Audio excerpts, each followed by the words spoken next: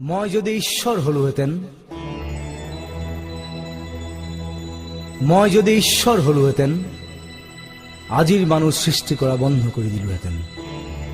নতুনকৈ সৃষ্টি কৰিলোহেঁতেন আৰু এবিধ মানুহৰ দৰে জন্তু, যি মাৰি কাটি খাই বৈ শুই জীয়াই নাথাকি আৰু বহুত কিবা কিবি কৰিলেহেঁতেন।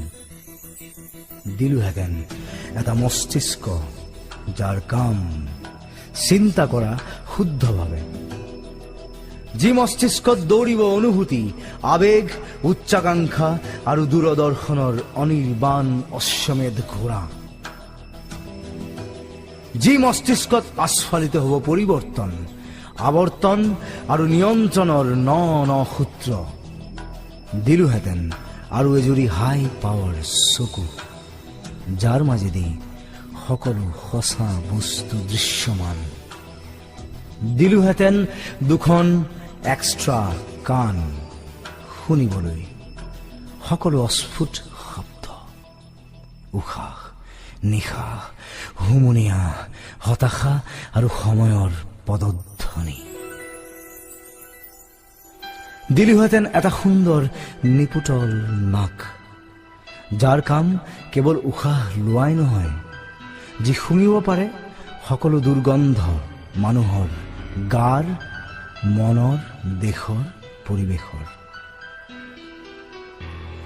দিলোহেঁতেন এখন মুখ আৰু এটা ডিঙি, যাৰ শব্দই নমাব পাৰে ব্ৰহ্ম, ভেদিব পাৰে সকলো মিথ্যা আৰু অমানৱীয়তা। দিলোহেঁতেন এযোৰ বাহু, এহেজাৰ ভীমৰ শকতিৰে ভৰপূৰ, যি আজুৰিব পাৰে সকলো ভুল, সকলো দুষ্কৃতি। দিলোহেঁতেন এখনি বুকু, আকাশৰ দৰে উদাৰ, সাগৰৰ দৰে বিশাল, য'ত নাথাকে কপটতা, যিখন বুকুত আশ্ৰয় পাব হেজাৰ মানুহৰ দুখ, সুখ আৰু সপোনে।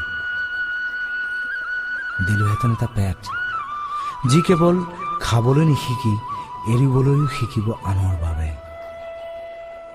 দিলোহেঁতেন এটা যৌনাংগ, য'ত কিল বিলাই ফুৰিব সহস্ৰ বুদ্ধৰ বীৰ্য। দিলোহেঁতেন দুখন ভৰি, দৌৰিবলৈ ভৱিষ্যতৰ বাবে সুন্দৰ বসন্তলৈ, যাৰ সতে ধাৱমান হ'ব অলেখ অযুত সপোন, উদিত সূৰ্যৰ ৰঙীন আভাৰ সতে বিলীন হ'বলৈ। কিন্তু মই ঈশ্বৰ হ'ব নোৱাৰো, মোৰ সময় নাই। মই সীমাবদ্ধ নিজৰ মাজত, জীৱনৰ দীনতাৰ মাজত। মোক